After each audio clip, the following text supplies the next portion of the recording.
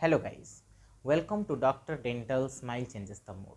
सो guys, आज हम इस वीडियो में बीडीएस सेकेंड ईयर का पैथोलॉजी का ह्यूमन पैथोलॉजी का एक बहुत ही इम्पोर्टेंट टॉपिक के बारे में जानने वाले हैं।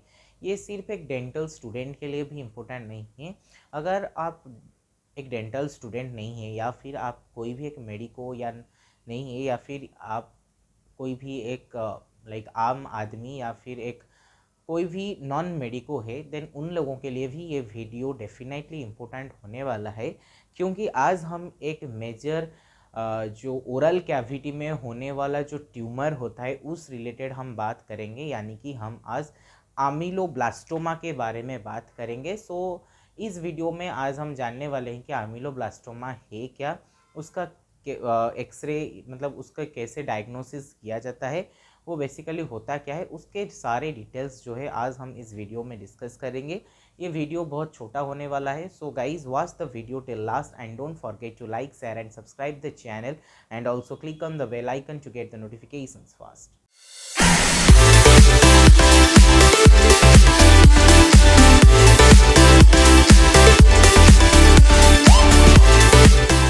सो गाइज़, अभी मैं आप लोगों को बता देता हूँ, एक इम्पोर्टेंट इन्फॉर्मेशन दे देता हूँ कि जैसे ऑलमोस्ट नीट का जो 2024 का एग्ज़ाम है वो मई के महीने में होने वाला है। सो अगर आप डेंटल के लिए एडमिशन लेना चाहते हैं देन डेफिनेटली आप हमारा college Kalinga institute of dental science को आ सकते हैं। ये एक मतलब एकेडमिकली हो या क्लिनिकली हो, ये एक बहुत ही इम्पोर्टेंट एक्सपोज आपको देता है, एक अच्छा एक्सपोजर आपको मिलेगा। सो गाइज़, अगर आप Kalinga institute of dental science में पढ़ना चाहते हैं देन डायरेक्टर सर का नंबर जो है अभी नीचे स्क्रॉल हो रहा होगा, आप वहाँ पे डायरेक्ट बात कर सकते हैं। नहीं तो आप मेरा मेरा जो डिस्क्रिप्शन बॉक्स है वहाँ पे जाके कॉलेज का जो भी कॉलेज टूर अगर आप देखना है देन आप वहाँ पे जाके देख सकते हैं। हॉस्टल टूर के अगर देखना है, हॉस्टल फैसिलिटीज़ वगैरह और कॉलेज का जितना सारा डिटेल्स है मैं डिस्क्रिप्शन बॉक्स में डाल दिया हूँ, आप वहाँ से भी जाके चेक कर सकते हैं। और एक गाइज़, आप लोगों को एक इम्पोर्टेंट इन्फॉर्मेशन दे देता हूँ कि अगर आप लोगों को बीडीएस फर्स्ट ईयर्स का, अगर आप फर्स्ट ईयर कोई मेरा वीडियो देख रहा है देन आप लोगों के लिए गुड न्यूज़ है कि फर्स्ट ईयर का जितना सारा इम्पोर्टेंट हैंड रिटेन नोट्स है वो ऑलरेडी मेरा Telegram channel BDS doctor dental smile changes the mood first year में ऑलरेडी अपलोड हो चुका है। आप वहाँ से जाके मेरा चैनल को सब्सक्राइब कर सकते हैं।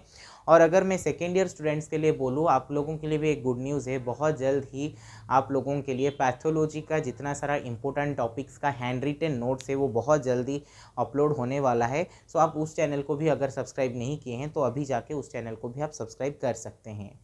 जैसे कि मैं आप लोगों को अभी बताया था कि आज हम इस वीडियो में डिस्कस करने वाले हैं आमिलोब्लास्टोमा के बारे में। यहाँ पे जो आमिलोब्लास्टोमा का आप वर्ड देख रहे हैं ना, इसमें एक वर्ड है आमिलो।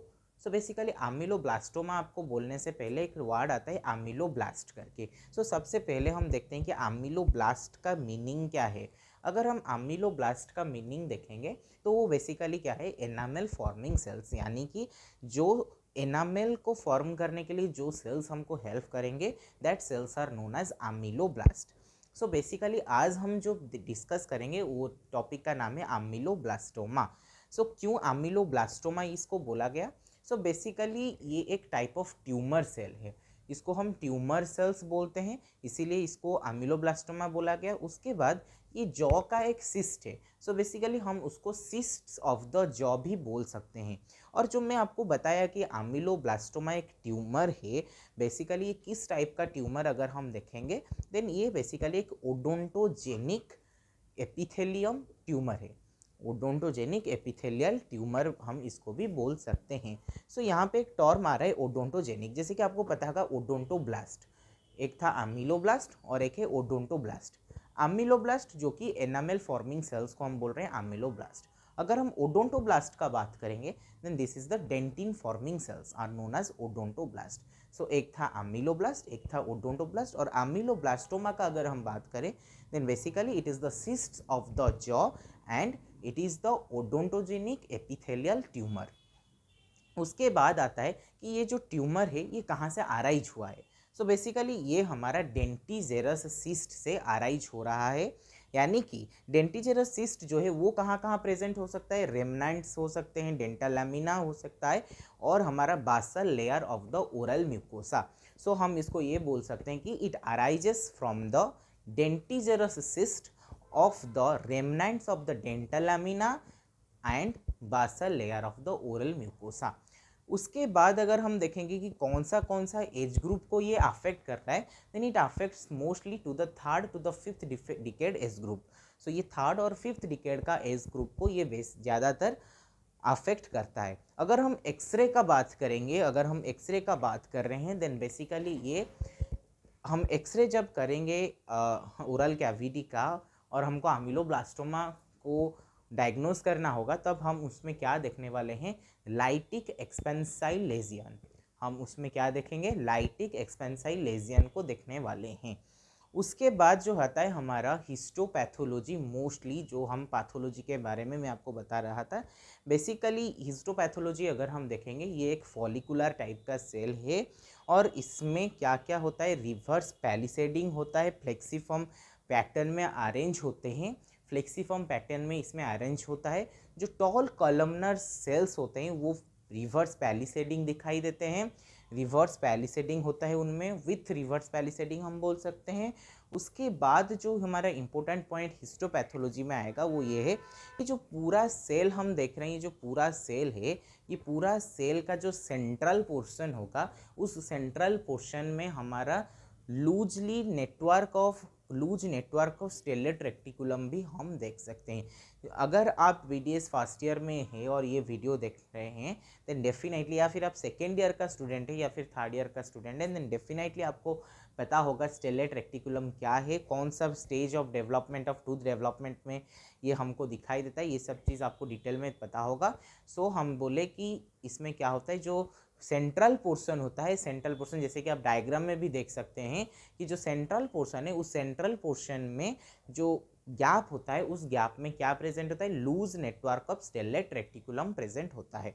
अगर हम ट्रीटमेंट का बात करें, देन ट्रीटमेंट के लिए जो हमारा ऑप्शन है वो है enucleation of the tumour, यानी कि इस ट्यूमर को सर्जरी के द्वारा ही रिमूव किया जाता है, that is enucleation of the tumour.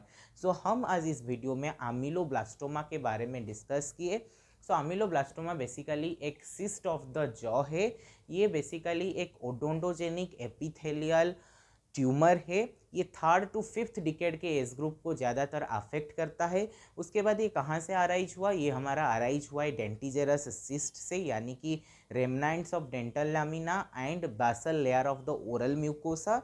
उसके बाद हम बोल रहे हैं कि अगर एक्सरे का बात किया जाए, एक्सरे में हम क्या देखेंगे, लाइटिक एक्सपेंसाइल लेजियन को देखने वाले हैं। और अगर हम हिस्टोपैथोलॉजी का बात करेंगे, देन हिस्टोपैथोलॉजी में हम क्या देखने वाले हैं, हम देखेंगे फॉलिकुलर फॉर्म देखेंगे, प्लेक्सीफॉर्म पैटर्न देखने वाले हैं, tall columnar cells with reverse palisading देखने वाले हैं।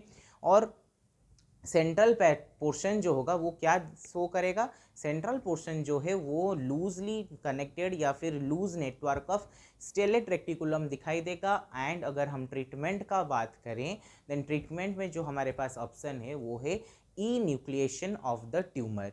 सो गाइज, आई होप कि आपका अगर अमीलोब्लास्टोमा के बारे में ऑलमोस्ट आपको क्लियर हो चुका होगा। So guys, thank you for watching this video and don't forget to like, share and subscribe the channel and also click on the bell icon to get the notifications fast.